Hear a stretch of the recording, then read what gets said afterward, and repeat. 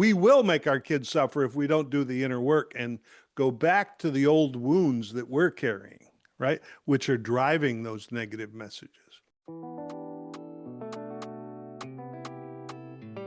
Welcome to the Secrets of Being podcast. I'm Dr. Dawn Earhart-Whitty, your guide on a transformative journey of personal development and discussions of universal truths.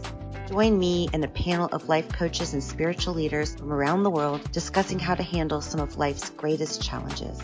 We will be sharing stories of love, faith, and inspiration with you, our faithful listeners, to live your happiest and most fulfilling life, full of purpose and passion for yourself, your families, and the world. We are here to be the change we wish to see. Let the conversation begin.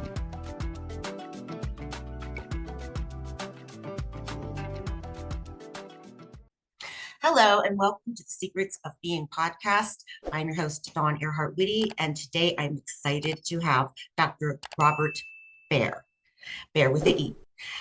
He has written some books. He's got some social media content out there that really caught my attention, and we are here to share some secrets of being that we've learned along the way. And Dr. Bob, I would love you to introduce yourself, tell people, what's most important about you, what drives you, and what kind of work you do, and why you feel so called to do it. Yes. Good to be with you, Dawn. And before we started, we were just trying to get to know each other a little bit better, although we've had quite a few exchanges on social media. But you started telling me who you were by saying, well, I'm a mom first, and that's where I learned how to love. And now I'm bringing that to the world. Man, that touched me. It's still touching me. I could have a little tear about that because I've never said it that way, but nothing has healed me more than being a dad. And if I was to give you my resume, in fact, on my website, I start with that, dad. And I'm a psychologist, and I do a lot of healing workshops, trauma healing workshops. And I'm in long-term recovery. 12-step recovery is a big part of my world. So that's the short version. Good to be here. Well, thank you. One of the things I loved about your content, and once I started watching a little bit, I got a little addicted because it's such good content, right? And I loved when you talked about, I wish I would have known before I was a dad, and these things that you've learned about yourself through being a dad. Don't you think our children are some of our greatest teachers? Yeah, it's a cliche that sometimes when we hear things like that, oh, our kids are our greatest teachers, we just glaze over. But if we take it a little bit deeper, on several levels, being a parent is a wake-up call. Because every day I am faced with my most vivid or most authentic or most real shadow. In Jungian terms, Dr. Carl Jung, most of your listeners have heard of him and know a little bit about it, but he coined the term the shadow, the part of us that we don't know about ourselves that is reflected in others, like people that we're angry at, people, institutions that we hate, and then when our kids piss us off, that is the biggest one. That's when we're seeing ourselves manifest. And if we have a desire to grow, our kids are going to trigger that stuff in us that needs healing. The other thing is, I just love my daughter so much, man. I don't know what kind of language we can use on your podcast, but I'm a selfish prick by nature.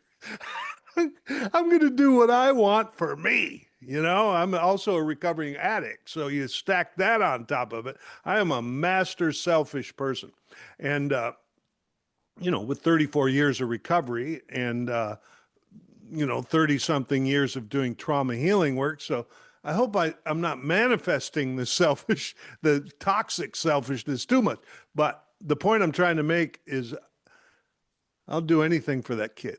And in fact, my work has been not to do everything for that kid, right? That's another whole end of the spectrum process. Yeah.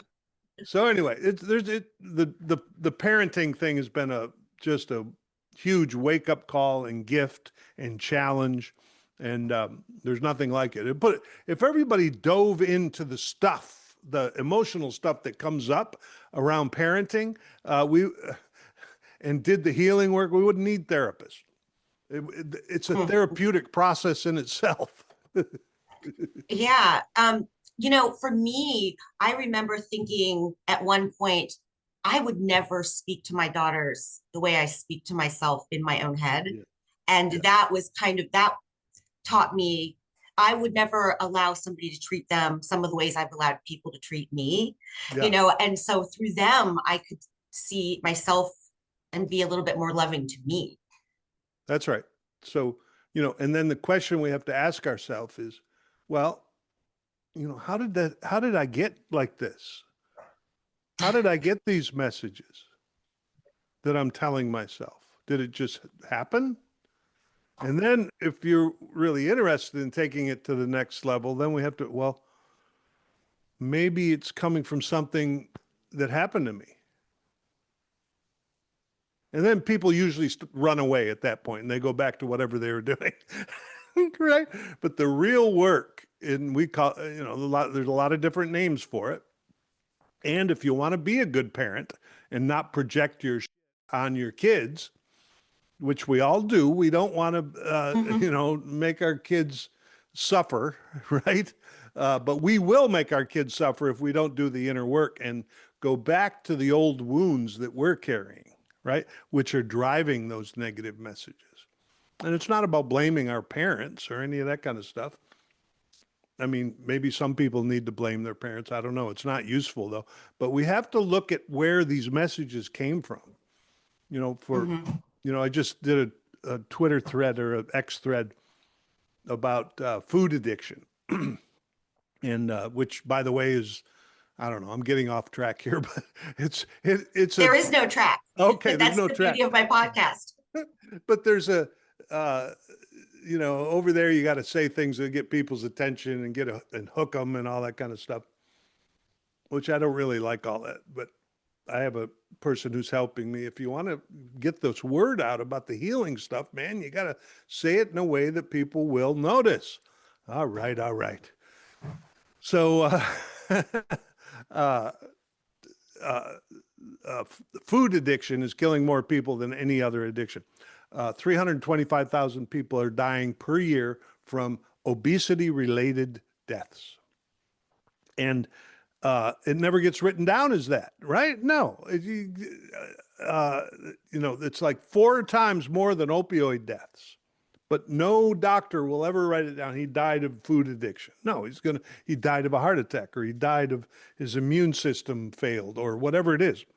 So it never gets treated. It's a tragedy.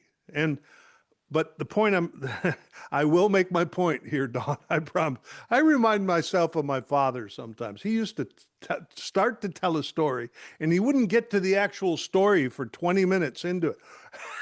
Everybody's very frustrated. Will you tell us? What are you trying to tell us? So, one of the origins of addiction doesn't necessarily cause it, but it keeps it alive, are the messages that we get as a kid. Right? For a lot of us, food was our first drug. It was the one thing we could go uh, to quell, to self-soothe any pain or of conflict that we had, right? And then we get messages like, finish everything on your plate or else. And then there's kids in China starving, and aren't you gaining a little weight? Oh, you're a little too skinny. You, all this stuff, and that's just one slice of the messages that we get around body shaming stuff. And we get all of these messages that are unresolved in our caregivers and the culture, and we take them in, and then we come, see, look at this, I'm making my point. And then we're trying to parent our kids, and then we just notice how mean we are to ourselves while we're trying to be kind to our kids. And no matter how hard we try, our kids are going to get the overage, the spillover, or the anything that we don't resolve within us. Our kids are going to carry forward. Yeah, yeah. I mean, I'm fortunate that I had my daughters when I was in my early 20s, and now they're in their mid 30s. And I get them longer. Like I get to be friends with them for, a longer period of time as adults. And so we get to be in that space where we can have those conversations and I can tell them, you know what? I shouldn't have done that. And if I would have known better, I would have done better. But they know that everything I did, no matter what I did that I messed up in, they know it. I always I love them. They never question that they are loved. Yeah. And that's the one thing I could be the most proud of is that I know my daughters always felt loved. It's important too. And that's actually for a while, I haven't said this in a while, but people, I've been a therapist for a lot of years and people ask advice and it's like, how do you do it? What's your parenting strategy? And, most people have a strategy. You're going to, reward good things and you're going to punish bad things. And that's the main one. That is the main parenting strategy most people have right there. You want to guide them. You want to teach them. You want to push them. You want to parent them. There's so many words for how we're supposed to straighten those kids out, right? I'm against it. I think we're all projecting our own inner fascist parent on our kids. Like it's our job to make sure they're straightened out. And I'm just telling you, they're going to revolt against that kind of parenting, right? But, that's what most people do. And then the hitting and the spanking and the Oh, straight. don't get me started on that. Yeah, don't get me started. But I'm sure there's people even listening to this who might say, well, it worked for me. Look how good I turned out. Okay. All right, brother. I have a Yeah. friend that called me a free range helicopter mom. And I was like, you're right. Yeah. I want, and this includes the way I parent my dogs. I let them be 100% them. I just make sure they're in a safe environment to do so and that they're very loved. And yes, are they terribly obedient dogs? No, but they listen when it matters, right? And the same with my kids. I wanted to let them be them. I was here, I always say like to shepherd them into adulthood. Like I'm here to make sure that you're safe and loved and nurtured. But then you have to be you. You have to do what calls to your heart because it was Yeah. given to you for a reason. Don, uh, there's two things that I've found that help my kids follow their heart, follow their bliss. First of all, I agree with you. My answer to parenting strategy, what is your strategy, Bob? I just love her. That's what I do. And I make sure she's full of love. That's it. Well, no, don't. What about when she does bad? I say one time I took her phone away from her, and she said, "Thank you. I need a break from it." I mean, I think I've got an easy kid, and secondly, I think the love strategy works, and I'm not talking about the codependent version of fixing everything for our kids or Because that's anything not like that. helpful to But them. I call her my favorite person. And I have Mhm. names for her like that. You are my favorite person. And she knows that she grew up in her body. She knows that she is valuable. And so she's not going to necessarily have to try to find it out here in the world like I did. um, or like many of us did. But the way to have your kid, because we all want our kids to succeed and to follow their bliss and live the life that they want, right? And most parents try to whip them into that, like try to advise them into the right program, advise them into. I've learned the hard way about giving too much advice about what she should be doing with relationships, school, or jobs, or anything else. It's like, okay, love, I'm here. You need my help. I've had to learn it to back off. But the one way that is most effective for a kid to succeed is to succeed yourself. Is for the kid to watch you following your bliss, the thing that you love the most. That's what kids learn from. They watch you. And if I'm, doing a job every day and moaning about it every day, and but I don't change it, you can bet your kid's going to do the same thing. It's like unconsciously, that's what we do in We this family. model Yeah, for them, right? Not even that is knowing the it. main thing that kids that affect the trajectory of a kid's life is what they see in their parents. So this whole idea that we have to learn how to parent, no, you have to learn how to parent yourself. That's the tool that we have to learn to. I have a a course called Reparenting Yourself. Mm. You know, most people, I think, start the course because they think it's a parenting course or something. Yeah. Okay. Yeah. So let's get off the parenting topic and get on to the healing myself topic. That's the best thing you can do as a parent. Yes, yes. And you touched on something that I just want to kind of highlight because I believe this too. Like, I do know negative reinforcement works, but I believe positive reinforcement also works. So it might take a tiny bit longer, but wouldn't you rather your child listen to you from a place of empowerment or from a place of fear? And I don't ever want to be a place in my children's lives where they fear me. I want them to know it's unconditional love here. Yeah. And that gives them that safe space. So, I mean, I know other people, yes, yes, hitting does work, physical punishment, that it works on animals, but I refuse to do it. Well, I'm calling the cops if I see somebody hitting a kid. It's beyond whether it's philosophically good or not. I'm going to intervene. I've done it a couple of times. It's a kind of a messy thing to do, but kids are the most oppressed population of human beings. Whatever situation they're in that family, They're at the they are mercy. trapped. They are trapped there. There is no way out. And if you've got somebody that thinks hitting and slapping and screaming and shaming is the way to go, which is actually their own wounds being expressed and put on their kids always, there's no benefit in hitting. It's like the death penalty doesn't do anything to stop the murder rate. You're not going to help a kid by hitting them. You're going to teach a kid to hit people, though. That's what's happening there. So I intervene on it. Not only am I against it, I'll stop it if I see it. Oh yeah, I'm grateful that it doesn't come into my world.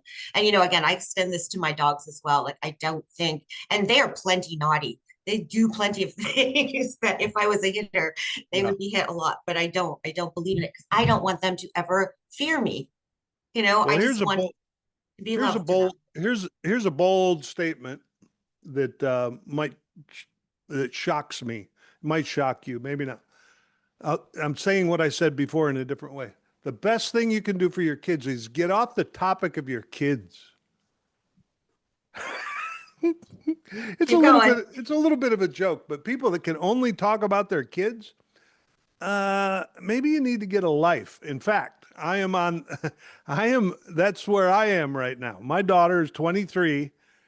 Dad is not her whole life anymore. Not never really was, but it was like every day we were talking. Okay, every decision she made, I was in with her.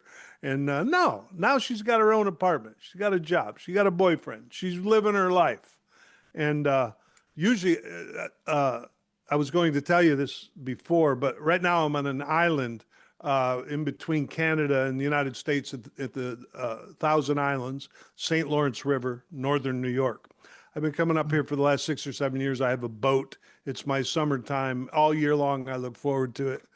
Um, but I realized this is the first year I've come up here without my daughter. She's always driven up with me and driven back. That was our rhythmic thing. And this year, nope. In fact, she just told me a few days ago, and I could cry about this.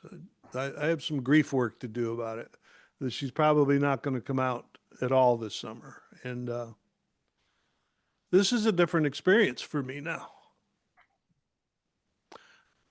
And, I teach this. You got to let yourself feel the feelings. Let's not medicate them. And right now, I'm just letting myself have a little bit of that grief. And what I'm realizing is that I do need to get a life. I need to enjoy my own company as much as I enjoy hers. Mm, mm. And that is the wake up call for me with this current moment. So thanks for Yeah. holding space for me, Dr. Dawn Whitty. counselor, coach. Well, they say tears, Rumi says, and Rumi's one of my favorites, tears are prayers too. They travel to God when you can't find the words. So Yeah. that I never, I used to apologize for crying, but it's like, no, because my soul is being moved right now. Sometimes it's sadness, other times it's just like so much passion that I can't help but cry because it touches me so deeply. Yeah. So yes, Grief and joy are the same river. And if I block my grief, I'm blocking my joy. And, grief is our natural cleansing mechanism. And it makes sense because, the world's a big show right now. I don't know if you've noticed or not.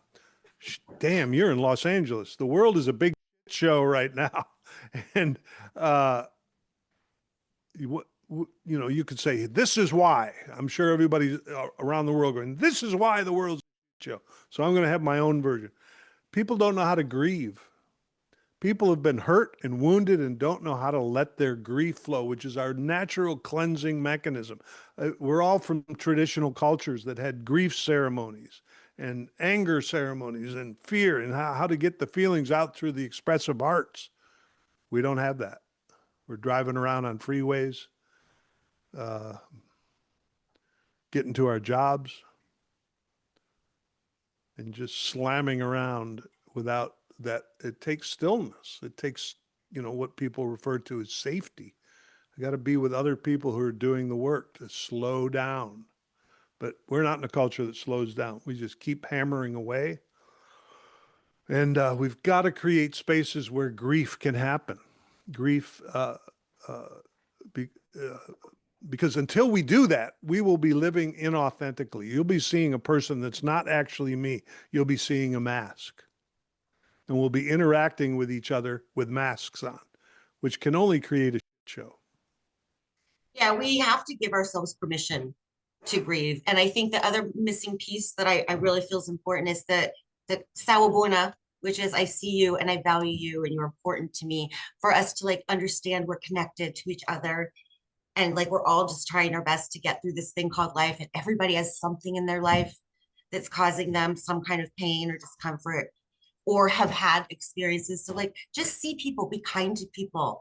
I really feel like if we could express our full emotions for whatever that is, grief, joy, all of it, the human experience, and then have those people in our lives that we can express those with freely, with no judgment and just love and compassion for each other. That would make so much of a difference in everyone's lives. Well, we're doing it right now, you and me. We're That's right. connecting at the heart. And maybe somebody that's listening to this has had something similar. This is why 12-step recovery works, by the way. People, turn their nose up or roll their eyes or here we go or something.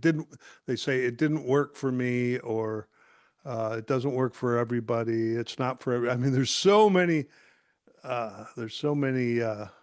comments that I've heard over the years.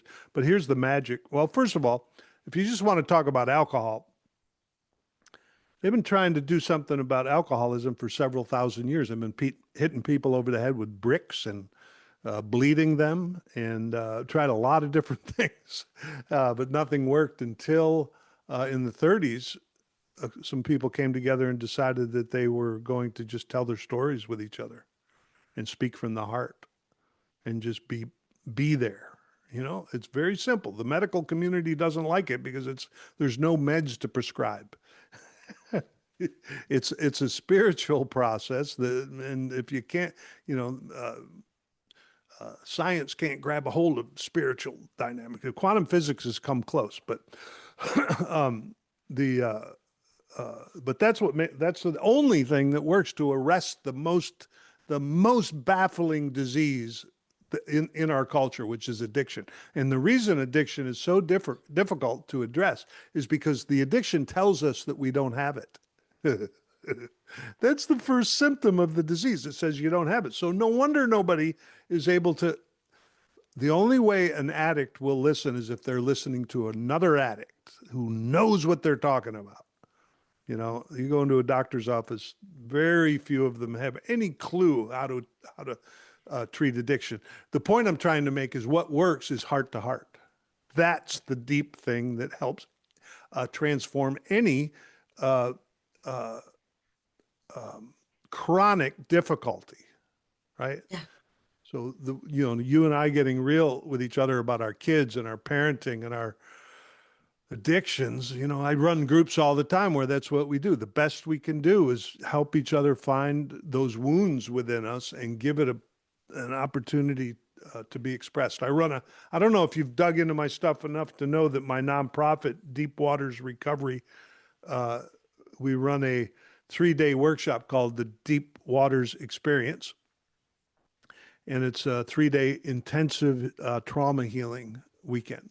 And we're doing exactly what you were just saying, which is like being real with each other. And it starts, and then we have groups that are follow-up groups so that we can start a rhythm of normalizing being authentic in our lives and with each other. Well, I could literally talk to you all day long. I mean, you're fascinating. Your wealth of experience and knowledge is phenomenal. But we probably can't just talk all day. Yeah. But I would love for you to let people know where to find you, how to follow you, and what your offerings are. Because I've been to your website. There's a lot of good stuff there.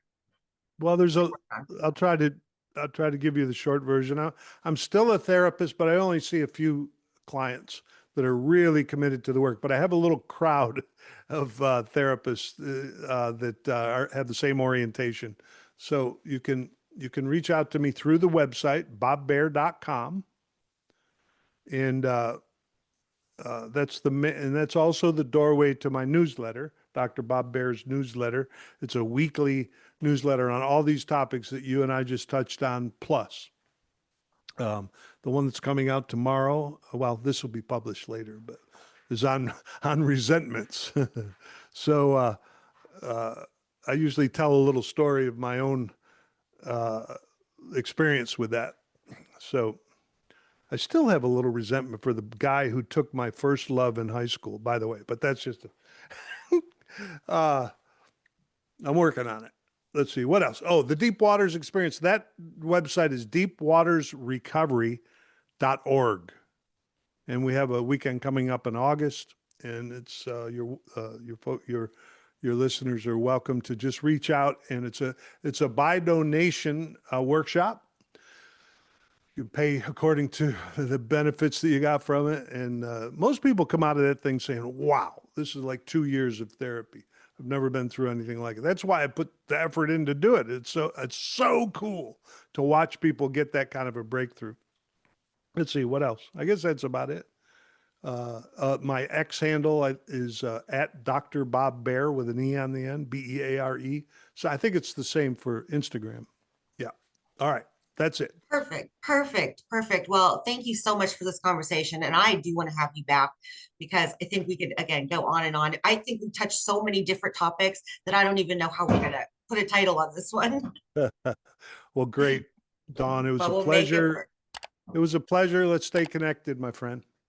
All right. Thank you for tuning in to The Secrets of Being. Thank you for tuning in to the Secrets of Being podcast. We appreciate your time and support. If you enjoyed this episode, please like, share, and subscribe to stay updated with more inspiring content. For further inspiration, visit thesecretsofbeing.com and join our community. Until next time, stay inspired and keep unlocking the secrets of being.